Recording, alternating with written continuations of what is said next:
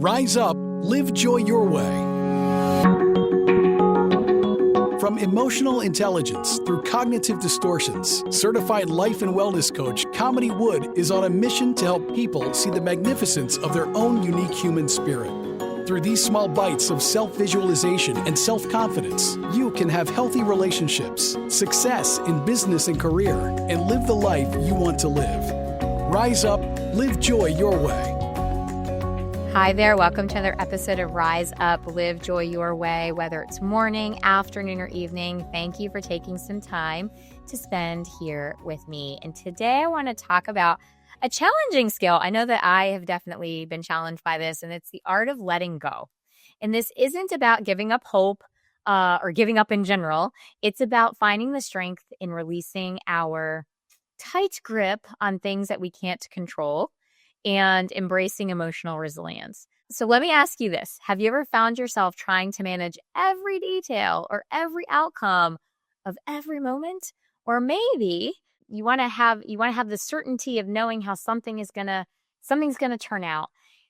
Almost as if you can hold on, if you control it, it's all going to be okay. I think we see this happen in our relationships. I think some of us see it in our career. Some of us see it in our children's decisions that they make. And that tight grip that we have actually drains us of our emotional health and well-being because it's actually exhausting. And I just want to say there's no judgment here. I understand it deeply because I absolutely have dealt with feeling the need to control, especially when things didn't evolve the way that I had envisioned them to. And I would beat myself up thinking that I had dropped the ball somehow. But the uncomfortable truth that I discovered is actually the more tightly that I was holding on, the more anxious and anxious and overwhelmed I felt. My anxiety would go through the roof because I was so attached to how something was going to occur. And I don't know if you've experienced this. Maybe you have, but I think a lot of us, at least with my clients, they've said even the most perfectly laid out plans seem to have something go wrong. And then that creates a sense of panic. So I want to see if we can maybe liberate ourselves a little bit, really recognize that emotional resilience isn't about perfect outcomes or absolute control. Our resiliency is actually how gracefully and how self-compassionately we are and how we respond when things don't go according to plan. It is about learning that the powerful art of letting go. And when I'm saying letting go, I'm saying releasing the control. The story or the vision that's popping into my head as I'm saying this is I just recall teaching my son to drive. And I remember him gripping that steering wheel. And every time he'd make even the slightest movement, the car would completely shift. And I started to feel car sick after a while. And I remember saying, it's actually okay if you loosen the grip on the steering wheel. And as he loosened the grip, the car didn't shake as much. He felt like he had actually more control when his grip was a little bit looser. And so that's the best metaphor that I can think of, when I'm talking about this is sometimes the less grip we have on something, the more ability we have to actually maneuver, and it actually feels better. But there's a reason why letting go feels difficult for us, and it's because often we feel like if we loosen that grip, if we loosen the grip on the steering wheel, so to speak, there's this sense of uncertainty, and we fear the uncertainty. We feel pain, we fear disappointment, we fear loss. So we hold on tighter, but it's that more control that we exert. It's actually the less secure we feel over time, right? Because we actually end up driving ourselves a little anxious and a lot anxious, and we end up creating more overwhelm. So I want to just offer this, exercise for you to just think through, how do we shift from this place of holding on so tightly? Some of us are visual people, and so maybe it would be beneficial for you to visualize something or to bring to the mind's eye something that you've been holding on to or being, that you feel like you've been gripping tightly. And as you bring it to your mind's eye, actually see if you can visualize what it would look like to just loosen the control or loosen the grip around what it is that you've been trying to control. And as you're visualizing this, just take that deep calming breath and as you're visualizing it, see yourself opening, maybe even your hands, or opening or releasing the tension. So for those of you who do better visually, that could be an opportunity or a way to practice letting go.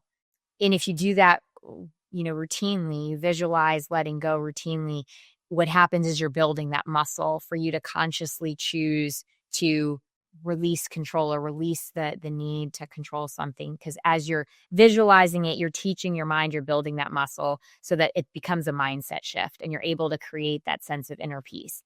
For those of us, I mean, visualization is something that I've learned to build the muscle around, but some of us can't do it visually. And so I would say that if you're able to journal and write things down, it can be a huge tool, a very helpful tool, because if you can take some time each day to write down what your fears are or what your concerns are around the thing that you are controlling and that you're holding on to, what ends up happening is you create space between the thoughts and the fears that you're having and the thing that you're trying to control. You create space between those two things, but you're also creating space between your thoughts and yourself. So you're able to step into observer mode and you're able to recognize that maybe those are fears that if you complete the thought loop, for instance, and you ask yourself, okay, like for instance, if I'm afraid that if I let go, if I don't control every aspect of what my daughter does in terms of her college applications, I'm afraid that she's not going to get into a good school. And then I scare myself by saying that she's not going to be able to, be successful. When we can see there's space between that, we can actually see that well, that's not true. I don't have to actually control every single thing my daughter does because my control over it doesn't necessarily depend on whether she's going to get into a school or not. Really, the person in the middle, my daughter, and where she wants to go, like there's so much room within that. And really, if I control it, I'm not actually increasing my own anxiety and thereby increasing her anxiety. And that actually creates it makes it harder for us to even get through this whole college application process. So I want to just say and remind you that this isn't about, when I'm saying letting go or releasing the tension that you're holding on to, it's not about resigning yourself or passivity. So in that last example, I'm not saying we don't care about our daughter's college applications. We're just saying maybe I don't have to hold on so tightly and control every aspect of it. And I can give her a little bit of room to, maybe decide when she wants to take the SAT or the ACT. I don't have to determine every single date for every test that she takes. I can ask her when would be a good time for her and open up a discussion around it. When we don't let go, what we end up doing is we create more overwhelm within ourselves. So what letting go does is it actually gives us the ability to make choice and to acknowledge where and what even is within our control. And we are able to redirect our energy towards things that we actually can manage. Because oftentimes we're holding on so tightly, we're trying to control things that aren't even in our control. We're trying to control other people, for instance, or their responses. But what we do have within our control is how we choose to respond. We do have the ability to process through our own emotions. We do have ownership over our own perspective. And that allows us to adapt and to cope with circumstances when we are able to separate those two things. So again, what I want to just get across today is that resilience arises when we accept that life's outcomes aren't always ours to own, control, and dictate, but our response is something we can own. And that gives us a sense of freedom, and it allows us to have that freedom from not holding on so tightly. If you would like to explore how coaching could help you, maybe if you find yourself being, in this place of needing control and actually being really fearful if you don't have control, coaching can absolutely help work through that and help you understand yourself on that deeper level so you can move through it, because at the end of the day, it could be the thing that's holding you back.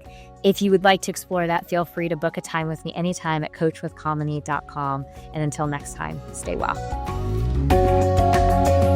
Thank you for listening to Rise Up, Live Joy Your Way. For more information, book a chat with Kamini at www.chatwithkamini.com or visit her website at www.kaminiwood.com. You can also find Kamini on Facebook or Instagram. Username It's Authentic Me. Thank you for listening.